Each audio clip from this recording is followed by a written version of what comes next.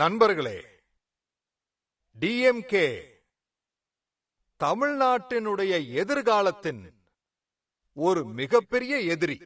அப்புறம் எந்த அளவுக்கு எதிரின்னு கேட்டா, டிஎம்கே தமிழ்நாடுவின் கடந்த காலத்தோட அதோட பாரம்பரியத்தின் எதிரியும் கூட.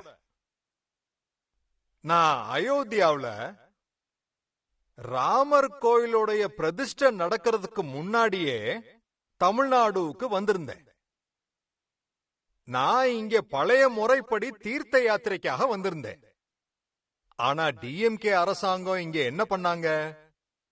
டிஎம்கே அயோத்தியாவுல பிரதிஷ்டை நிகழ்ச்சி நடக்கும்போது அத மக்கள் பார்க்கிறதுக்கு தடை விதிக்க முயற்சி பண்ணிருக்கிறாங்க.